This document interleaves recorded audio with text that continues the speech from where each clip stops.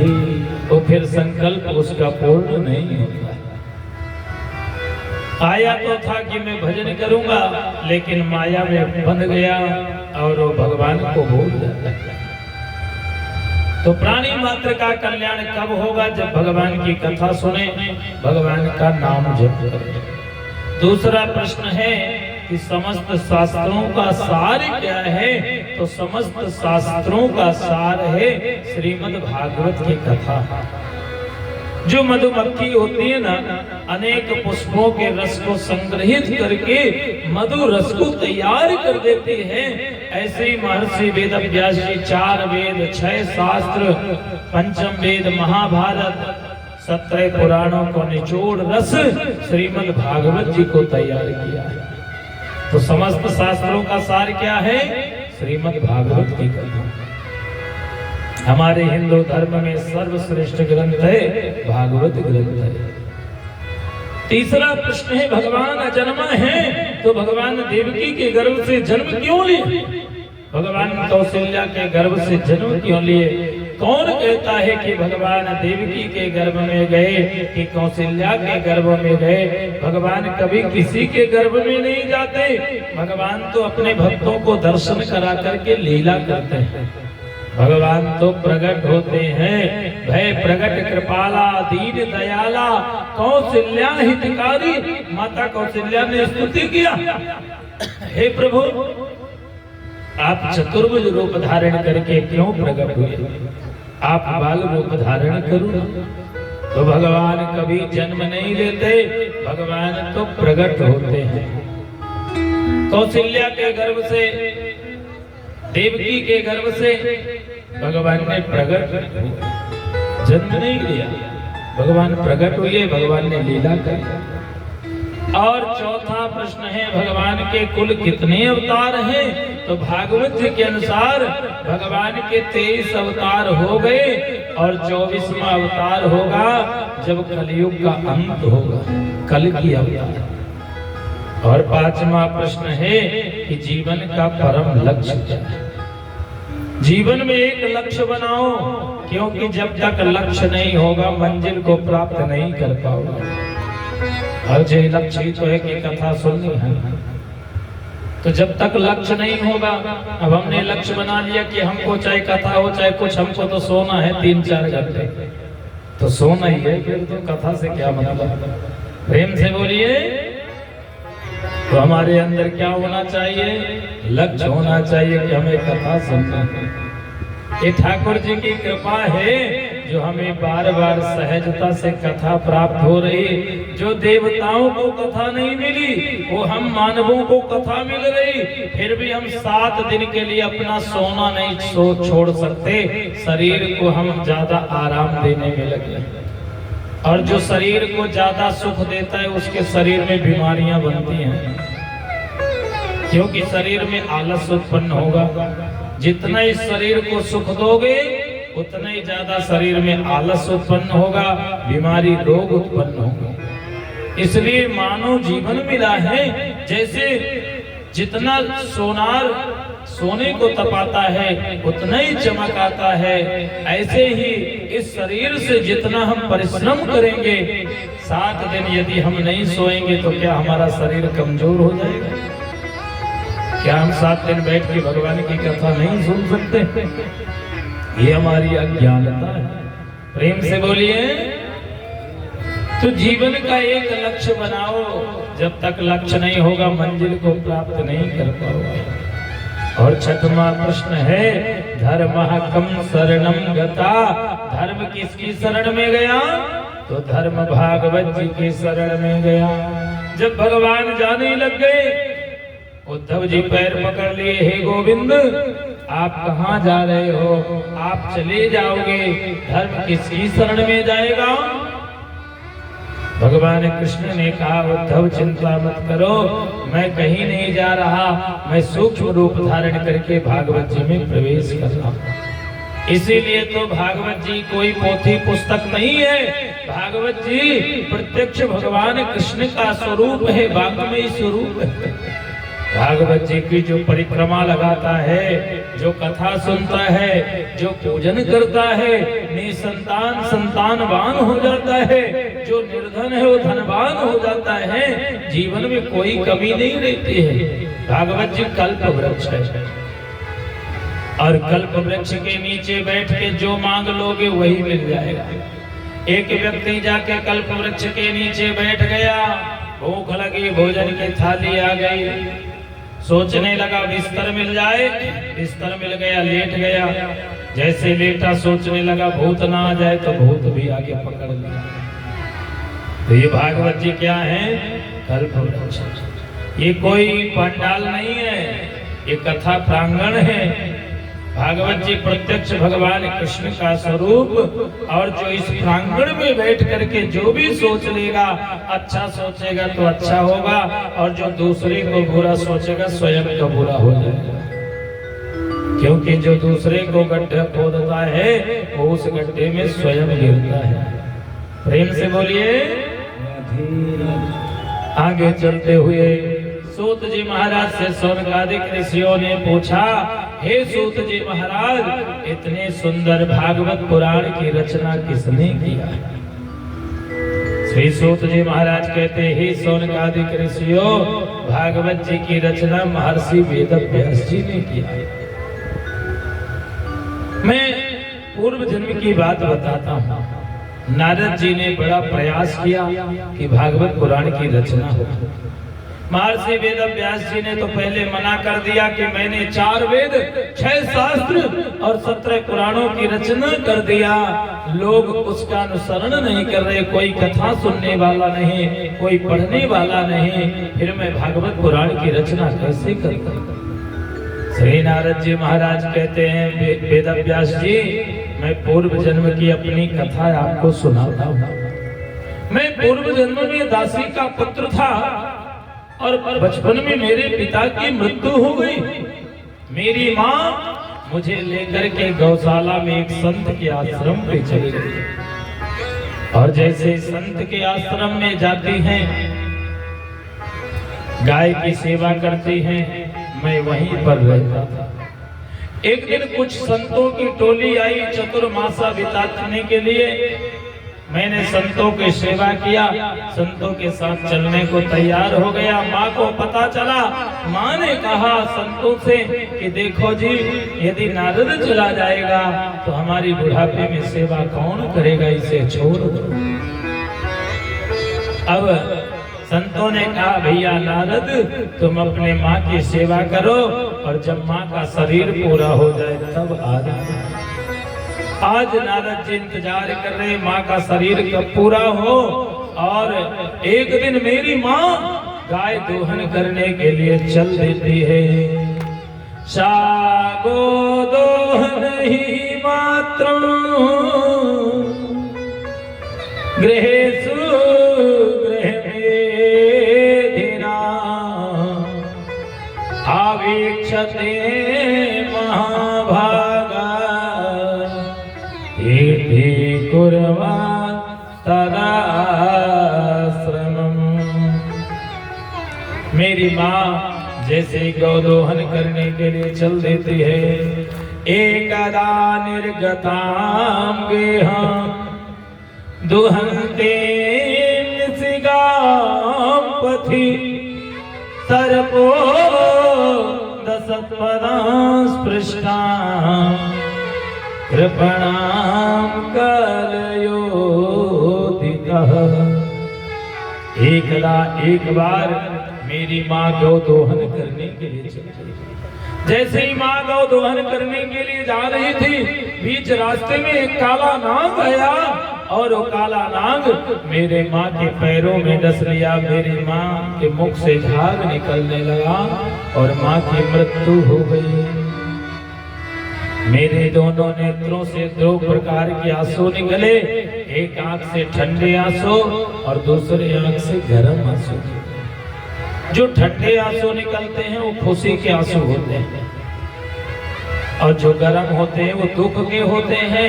नारद जी को प्रसन्नता ये हुई कि आज मेरे माँ का शरीर पूरा हो गया, मुझे कोई रोक नहीं सकता।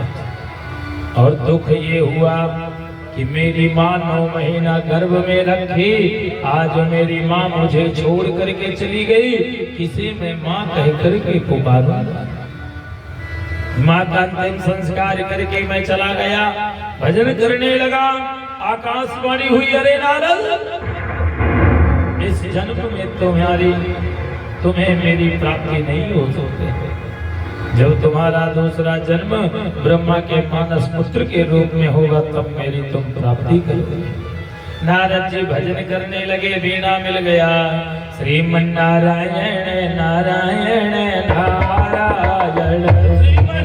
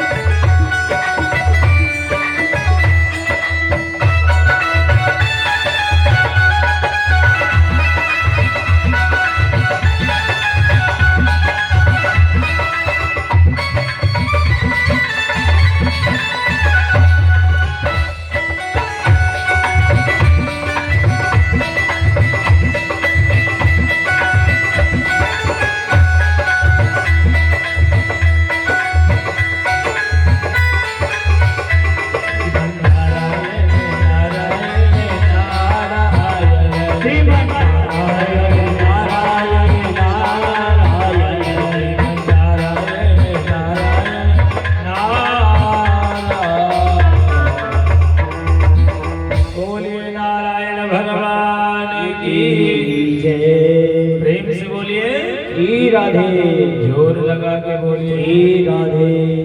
आगे चलते हुए यहाँ श्री सूत जी महाराज कहते ही सोनकादिक ऋषियों, नारद जी का दूसरा जन्म आगे चल के ब्रह्मा के मानस पुत्र के रूप में हुआ था। नारद जी ने भगवान महर्षि वेदव्यास जी से प्रार्थना किया कि आप भागवत पुराण की रचना करें, क्योंकि आपने जो 4 वेद 6 शास्त्र पंचम वेद महाभारत 17 पुराणों की रचना किए, वो सब ज्ञान और वैराग्य से परिपूर्ण। आप भक्ति पुराण की रचना करो, और भक्ति पुराण क्या है? श्रीमद् भागवत की कथा। जो श्रीमद् भागवत की कथा को श्रवण करता है, उसके अंदर भरपूरी जागृत होती है, ज्ञान और वैराग्य की प्राप्ति होती है। यहाँ नारद जी महाराज महर्षि वेदव्यास जी को 34 श्लोक की भागवत जी प्रदान किया। अहमेवा समेवाग्रे नान्यम यद सद सद परम पश्चादहम यदेतच्च यो वसिष्येत सोऽस्म्यहम् हृदेतं यत् प्रतीयेत न प्रतीयेत चात्मनि न प्रतीयेत चात्मनि। महर्षि वेदव्यास जी को नारद जी के द्वारा 4 श्लोकों की भागवत मिली। ये 4 श्लोकों के भागवत नारद जी को कहां से मिली? भगवान नारायण के मुख से प्रकट हुई, और भगवान नारायण के द्वारा यहाँ ब्रह्मा जी को प्राप्त हुई, और ब्रह्मा जी के द्वारा सनक सनंदन सनातन सनत कुमार को प्राप्त हुई, और सनत कुमारों के द्वारा ही हरिद्वार में नारद जी को प्राप्त हुई, और नारद जी के द्वारा महर्षि वेदव्यास जी को 4 श्लोकों के भागवत प्राप्त हुए। महर्षि वेदव्यास जी 4 श्लोकों के भागवत को ही 18,000 श्लोकों का विशाल ग्रंथ तैयार कर दिया। बोलिए भागवत भगवान की जय। आगे चलते हुए श्री सुखदेव जी महाराज कहते हैं, राजा परीक्षित को श्रवण कराया। सूत जी महाराज ने कहा, हे सौनकादिक ऋषियों, ये भागवत कथा सबसे पहले श्री सुखदेव जी महाराज राजा परीक्षित को सुनाए। सौनकादिक ऋषियों ने कहा ये राजा परीक्षित कौन है, कितने भाग्यशाली थे जिन्हें सबसे पहले भागवत की कथा श्रवण करने का अवसर प्राप्त हुआ।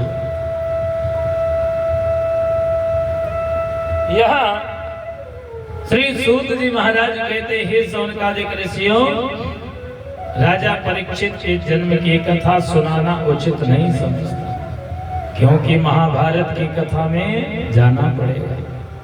लेकिन जब तक महाभारत की कथा में नहीं जाएंगे, राजा परीक्षित का जन्म नहीं होगा, और राजा परीक्षित का जब तक जन्म नहीं होगा तो भागवत जी की कथा प्रारंभ नहीं होगी। एक बार कौरव और पांडवों में भयंकर युद्ध हुआ। कौरव 100 भाई थे, 99 भाइयों का वध हो गया। दुर्योधन बचे। भीम भैया के गदा के द्वारा दुर्योधन की जंघा को तोड़ दिया गया। अब दुर्योधन सैया में पड़े हुए हैं, मृत्यु का इंतजार कर रहे हैं। एक दिन दुर्योधन का मित्र अश्वत्थामा आया, और अश्वत्थामा ने कहा, अरे मित्र दुर्योधन, ऐसी दुर्गति तुम्हारी किसने की? तुम्हारी जंघा को किसने तोड़ा? दुर्योधन ने कहा, मित्र अश्वत्थामा, ये पांडवों के द्वारा किया गया, और 5 पांडवों में 5 आज भी जीवित हैं। हमारे 99 भाइयों का वध हो गया, और मैं भी बचा तो मरे के समान हूं, बिस्तर पर पड़ा। अश्वत्थामा ने कहा, चिंता मत करो, मैं जाकर के बदला लेकर के आऊंगा। अश्वत्थामा जैसे बदला लेने के लिए चल दिया। अर्जुन भैया को देखा, और अर्जुन भैया को देखते ही ब्रह्मास्त्र छोड़ दिया। अर्जुन भैया घबरा गए, भगवान की प्रार्थना करते, हे गोविंद बचाओ। भगवान कृष्ण ने कहा, अरे अर्जुन, तुमसे भी तो ब्रह्मास्त्र छोड़ना आता है।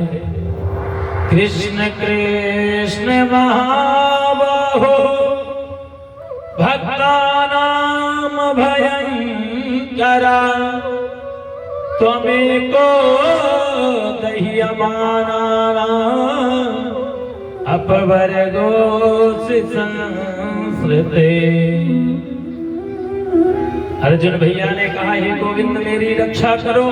भगवान ने कहा, तुमसे भी तो ब्रह्मास्त्र छोड़ना आता है, तुम भी ब्रह्मास्त्र छोड़ो। और अर्जुन जैसे ब्रह्मास्त्र छोड़ते हैं, दोनों ब्रह्मास्त्र आपस में टकराने लग गए और शांत हो गए। अश्वत्थामा वापस चला गया, और अश्वत्थामा मन में संकल्प कर लिया कि पांडव वंश में किसी को जीवित नहीं छोड़ूंगा। एक दिन अश्वत्थामा जैसे 5 पांडवों के मारने का संकल्प किया। यहाँ 5 पांडव सैन कर रहे हैं, भगवान कृष्ण स्वयं पहरा दे रहे हैं।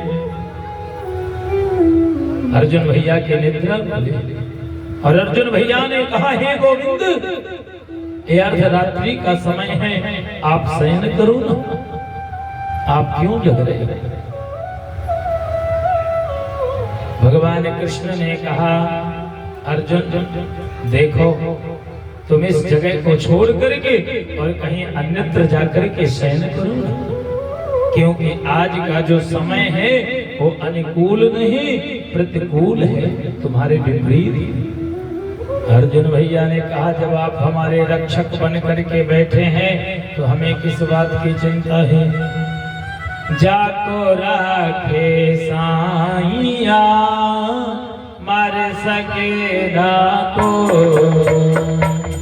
जाको राखे साईया, मार सके ना को। जाको राखे साईया, मार सके ना को। हरि जाको राखे साईया, मार सके ना को।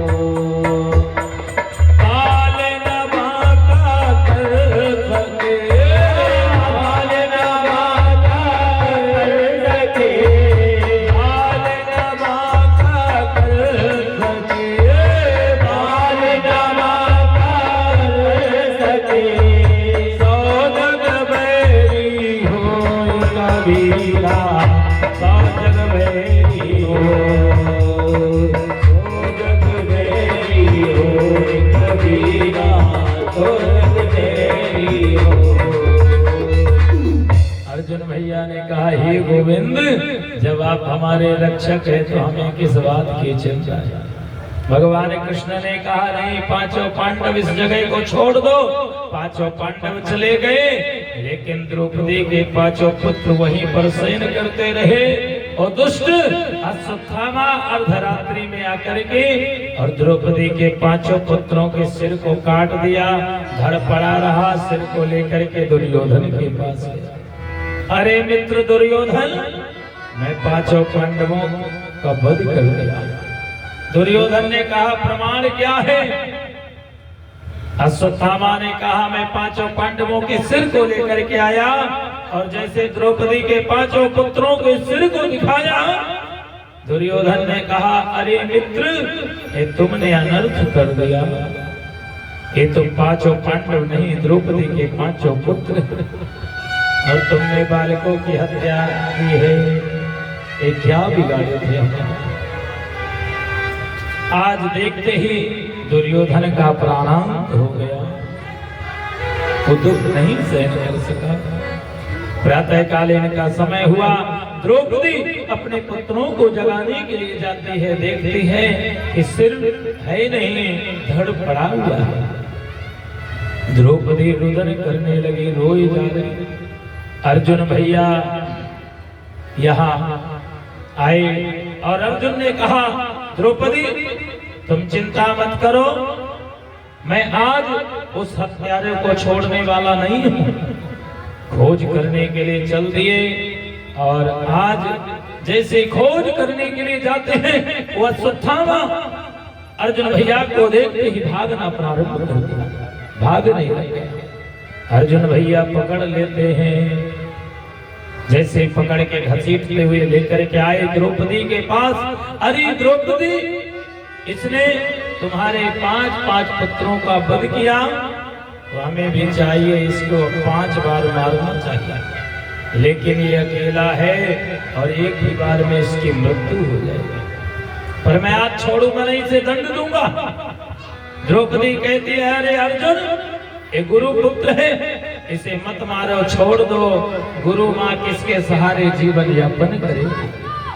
धन्य है जो हत्यारा 5 पुत्रों का वध किया।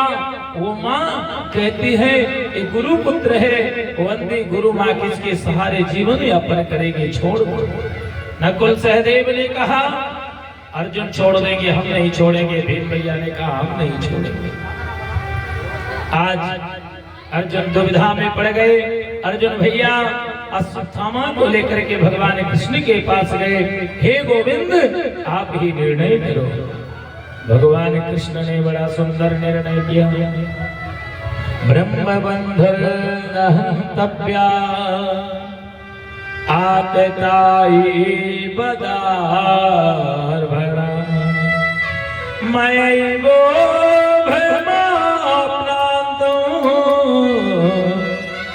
परिपाहिया नुशासनम।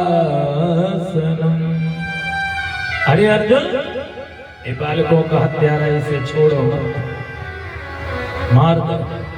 और ये ब्राह्मण पुत्र है, इसे मारो भी मत, छोड़ दो। अर्जुन भैया ने कहा हे गोविंद, ये बात हमारे समझ में नहीं आई कि बालकों का हत्यारा इसका वध कर दे। अरे ब्राह्मण पुत्र है, इसे मारेंगे तो अपराध होगा। तो क्या करना चाहिए? आपने बड़ा सुंदर निर्णय किया, दुविधा में डाल दिया। भगवान कृष्ण ने कहा अर्जुन, ब्राह्मण का वध करने से ज्यादा ब्राह्मण को अपमानित करना होता है। इसके मस्तक पर मणि है, उस मणि को निकाल लो और इसको धक्का दे करके यहाँ से घर से निकाल दो बाहर। वध के समान है।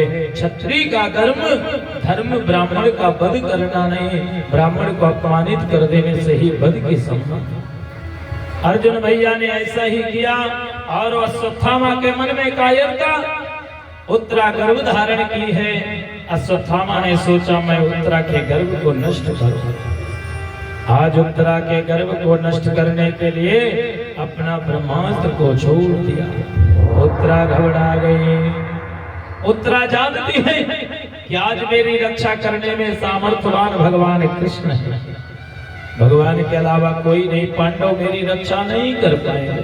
आज हम हर जगह से जब ठोकर खा लेते हैं फिर भगवान की शरण में जाते हैं, मंदिर जाके 10 बार अगरबत्ती लगाएंगे, धूप बत्ती लगाएंगे, फल चढ़ाएंगे, हे भगवान हमारे दुख को दूर कर दो। कब करेंगे भगवान के पास जाके? जब सब जगह से ठोकर खा लेंगे। पहले कोई भगवान के पास नहीं जाता। दुख में सुमिरन सब करे, सुख में करे न को। दुख में सुमिरन सब करे, सुख में करे न को। दुख में सुमिरन सब करे, सुख में करे न को। दुख में सुमिरन सब करे, सुख में करे न को।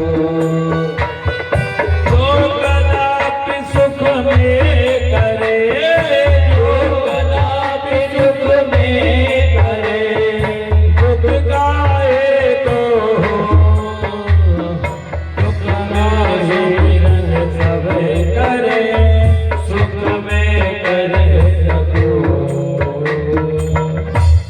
दुख में तो सब स्मरण करते हैं, लेकिन सुख जब आ जाए, धन थोड़ा आ जाए, हम लोग अंधे हो जाते हैं, फिर हम भगवान को भूल जाते हैं। प्रेम से बोलिए राधे। बड़ा आनंद आ रहा है। फिर कहते हैं हमको टोकते हैं, इसलिए हम कथा में नहीं आते। अब कथा सुनने आए हो, बात करोगे पाप लगेगा। प्रेम से बोलिए जोर लगा के। पाहि पाहि महायोगिन, देव देव जगतपते। नान्यं कल भयं पश्चात्, यत्र मृत्युः परस्परम्। पाहिनाथ पाहिनाथ, हे गोविंद आप भले मेरी रक्षा मत करो, लेकिन मेरे गर्भस्थ शिशु की रक्षा कर दो, क्योंकि मेरा गर्भ नष्ट हो जाएगा तो पांडव वंश में कोई पानी देने वाला नहीं बचेगा। भगवान ने कहा देवी उत्तरा चिंता मत करो, तुम मेरा ध्यान करो। उत्तरा भगवान का ध्यान कर रही है। भगवान एक रूप में उत्तरा के सामने प्रकट हो गए और दूसरे रूप में भगवान उत्तरा के गर्भ में प्रवेश कर जाते हैं और उस ब्रह्मास्त्र को काट दिया, गर्भ की रक्षा किया। कुंती बुआ को पता चला कि भगवान ने गर्भ की रक्षा की, और कुंती बुआ भगवान मान करके स्तुति कर रही है। नमस्ते पुरुषं पाद्यं मीश्वरं प्रकृते परम, अलक्षं सर्वभूतानां अंतर्बहिर्वस्थितम्। हे प्रभु आप मेरे अंदर नहीं, आप संपूर्ण चर अचर प्राणियों में व्याप्त है। कृष्णाय वासुदेवाय देवकी नंदनाय च नंद गोप कुमाराय गोविंदाय नमो नमः। हे वसुदेव पुत्र, हे देवकी पुत्र, मैं आपके चरणों में बारंबार वंदन करती हूँ। बोलिए कृष्ण कन्हैया लाल की। भगवान ने कहा बुआ आप मुझे भगवान मान रही हो? कुंती बुआ ने कहा सत्य है, आप भगवान हो प्रभु। भगवान ने कहा तो वरदान मांग लो, क्योंकि जब हम भगवान के पास मंदिर में जाते हैं, एक लोटा जल चढ़ाते हैं, 1000 वरदान मांगते हैं, बेटा हो जाए, बेटा की नौकरी लग जाए, विवाह हो जाए, दहेज में गाड़ी मिल जाए, मांगते हैं कि नहीं मांगते? तो यहाँ कुंती बुआ ने कहा हे प्रभु आप तो ब्रह्म हो। भगवान ने कहा वरदान मांगो। कुंती बुआ ने कहा कौन मांगता है? जो दरिद्र होता है, जो भिखारी होता है, वो भगवान से मांगता है। जब भगवान हमें जन्म दिए, मानव जीवन, जब बच्चा गर्भ में आता है, जन्म से पहले माँ के स्तनों में दुग्ध आ जाता है, और जब बच्चे के दांत निकल आते हैं तो धीरे धीरे अन्न की व्यवस्था भगवान स्वयं करते हैं। भगवान से कभी मांगना नहीं चाहिए। कथा में जाकर के मंदिर देवालय में जाके भगवान से मांगो मत, बस यही मांगो, हे प्रभु हम आपकी भक्ति कैसे करें, आपकी हमारे ऊपर कृपा कैसे हो। मांगने से कभी मिलता नहीं। बिन मांगे मोती मिले और मांगे मिले न भीख। मांगने वाले को कभी नहीं मिलता है। बिना मांगे भगवान सब कुछ दे देते हैं। कुंती बुआ ने कहा, गोविंद यदि आप देना चाहते हैं तो मुझे क्या दीजिए।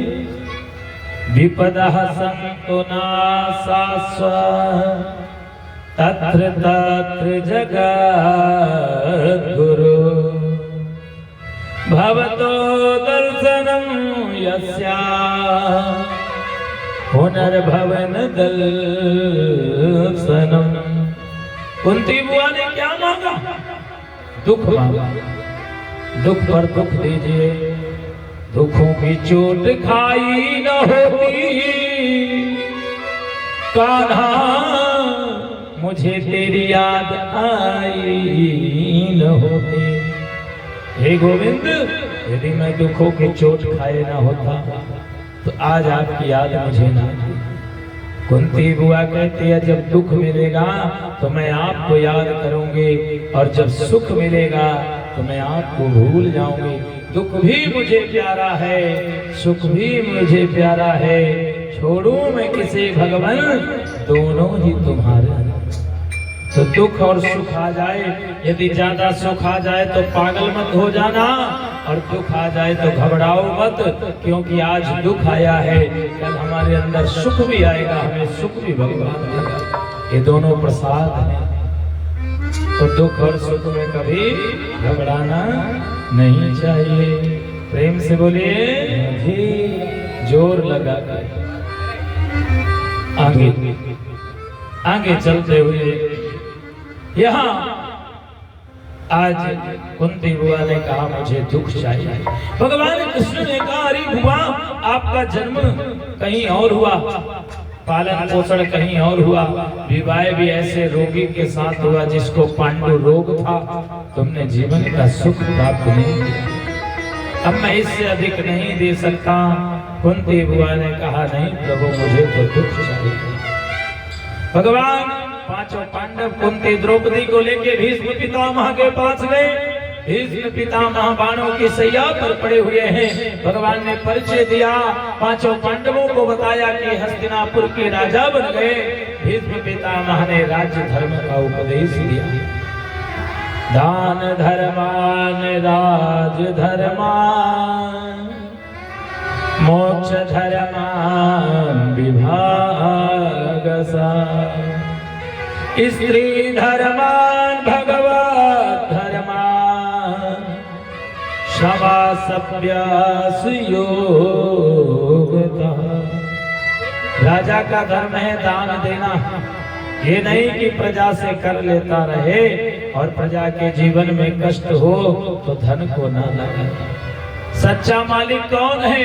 हम घर के मालिक बन के बैठ गए, हमारे बेटा बेटे भूखे बैठे हैं, हम जाके बाजार में रसमलाई गुलाब जामुन खाएं तो हम राजा नहीं, घर के मालिक नहीं।